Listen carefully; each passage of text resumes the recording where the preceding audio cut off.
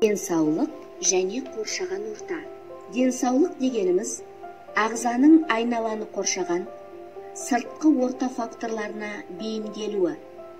Айналаны қоршаған сыртқы орта факторлар әсерінен адамдардың денсаулығы қалыптасып, ол дами түседі. Денсаулық десек, тек физикалық денсаулықты ғана айтпаймыз. Қазіргі кезде денсаулықтың бірнеше түрі бар екені белгілі болды. Олар: бірінші, физикалық денсаулық. Бұл ағза жүйесі мен мүшелерінің өсу деңгейі. Екінші, соматикалық денсаулық. Ол адам ағзасы мен мүшелерінің арасындағы биологиялық жағдай. Үшінші, психикалық денсаулық.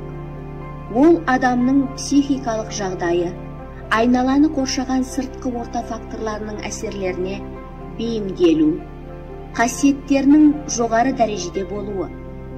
Ол адамның психикалық жағдайы, айналаны қоршаған сыртқы ортаның факторларының әсерлеріне бейімделу қасиеттерінің жоғары дәрежеде болуы. Төртінші, рухани денсаулық. Ол адамдардың ақпараттарды қабылдау қабілеттілігі және мақсатты іс-әрекеттің нәтижесінде қоғамдағы орнын таба алуы. Рухани денсаулық адамның көңіл күйін анықтайды. Өйткені ол жалпы адамдардың жомарттылығын, сүйіспеншілігін және жан дүниесінің сұлулығын көрсетеді.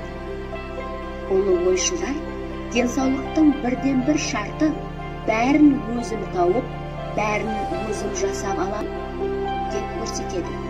Бұл не деген сөз? Бұл өзіне жауапкершілікті арттыру, еңбектену, күтіну, рухани толысу, өзіңнің ісіңе көңілің толу. Бір сөзбен айтқанда, өз өмірің өз қолыңда деген сөз.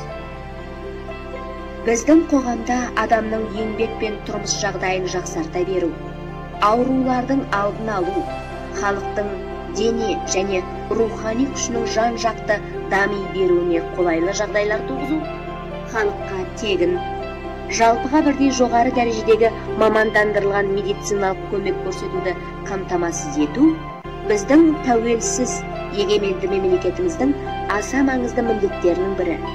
Бұл туралы біздің ата заңымызда кең көлемде жазылған.